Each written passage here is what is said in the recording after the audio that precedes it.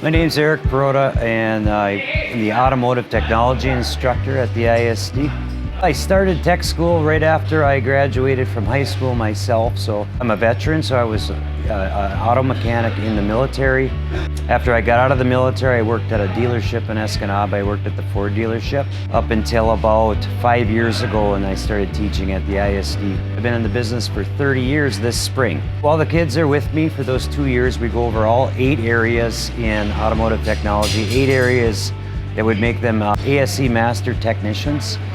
Basically, we cover everything: engine repair, performance, vehicle electrical systems, steering and suspension, brakes, automatics and manual transmissions, and heating and air conditioning. My favorite part is coming into the shop here and getting hands-on experience. Normally I would teach myself, but this class has just taught me a lot more, so I can do a lot more myself now. Fixing stuff by yourself and everything, it saves you so much money. You just got to buy the parts yourself, and then if you have the knowledge to fix it, you can just go and fix it yourself.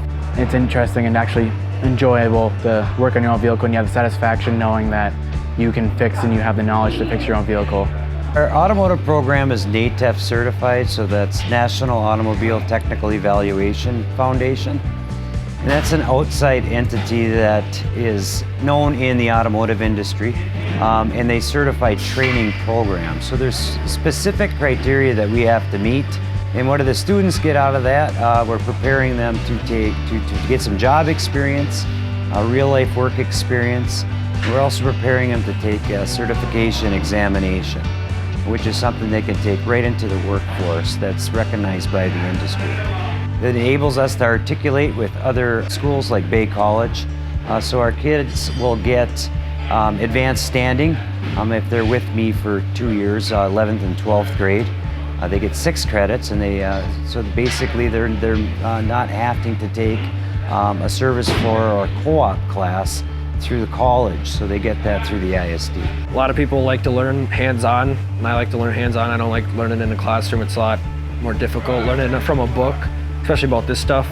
Seeing it's a lot easier to know what's going on and stuff like that. The kids are great. It's very rewarding, especially this time of the year. You can see some of my students are working behind me, but that's the best part for me is to see them grow throughout the first year and the second year of classes with me.